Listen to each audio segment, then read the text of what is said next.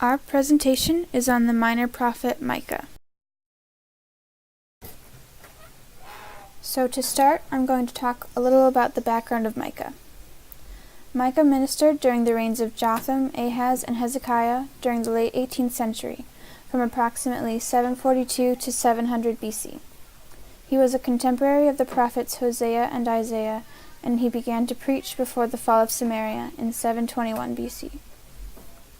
Micah was from Morsheth in southern Judah, and it is believed he gave most of his sermons in Jerusalem.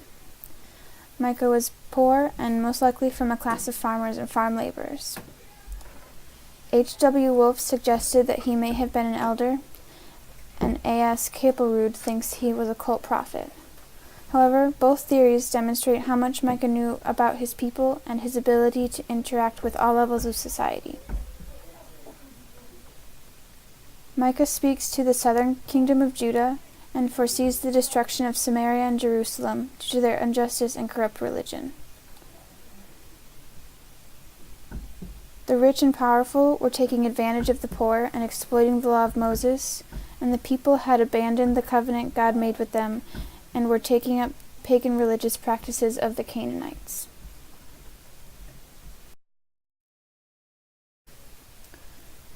Jotham was king from 742 to 735 BC. Micah did not prophesy during Jotham's reign, but it is likely that he grew up during this time. Ahaz was king from 735 to 715 BC. He was king during the time of the Syro-Ephraimite War. He didn't trust God, and Judah suffered under the Assyrians because of it. Samaria was captured just as Micah foresaw, and the people were exiled by the Assyrian king Sargon II. Hezekiah was king from 715 to 687 BC.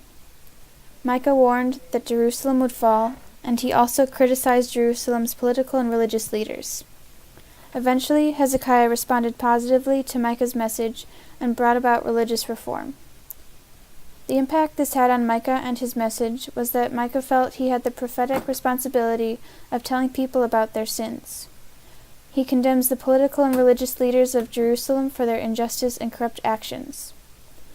Despite his harsh message, Micah cares deeply about the people and is disappointed when they return to their ungodly ways after Hezekiah's rule ends, and his son Manasseh becomes king. He continues to encourage them to humble themselves before God and ask for mercy. There is some controversy over the authorship of Micah. Chapters 1 through 3 are generally accepted as having been written by Micah, but chapters 4 through 7 have themes from later time periods that raise suspicions of authorship. During his time as a prophet, Micah addressed many major issues that he faced in his life. Some issues he faced include poverty, government corruption, and misperceived ideas about religion. Many people in Judah at the time when Micah was living there were poor and starving. There was a large gap between the rich and the poor in the city of Jerusalem due to business owners using dishonest practices and swindling customers. Not only rich business owners were dishonest, princes and judges were too. Even some priests were swindling people of their money. They would claim it was an offering to the god and for the church, but then they would pocket the money for personal gain.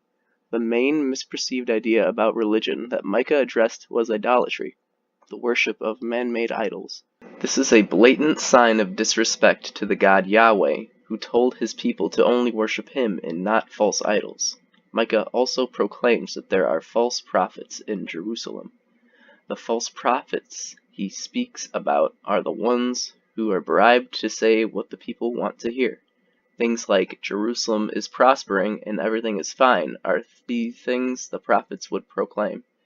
With all these issues in Judah, Micah warns the people of the nation and gives them advice on what they should do.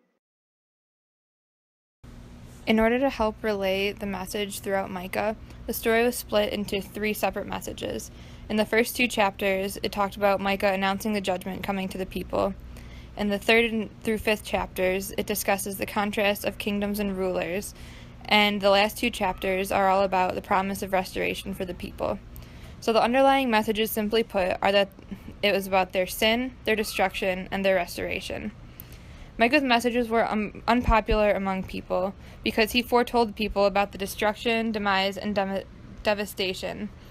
The destruction of Samaria, the demise of Judah as a nation, and the devastation of Jerusalem. When we look at the application of Micah, there are some truths and questions that came about. Some of those included, are we unjust towards the lowly? And where in our lives do we see this injustice? What people are lowly in our own lives? And do we need a call towards repentance? While these are mainly talked about in the time of Micah, they can also be applied to our lives today. When we look at how we can apply Micah to our personal lives, there is a challenge that is brought up in Micah chapter 6, verse 8. And that verse states, "Know, O people, the Lord has told you what is good, and this is what he requires of you, to do what is right, to love mercy, and to walk humbly with your God." While the context of this is about the story of Micah, it can also be applied to the lives of people today. A true relationship with God is connected to how we decide to treat each other, which is talked about throughout the book of Micah. So really, when talking about the community standards, a community of faith equals treating others with love and respect, and that is really the application of Micah to our lives today.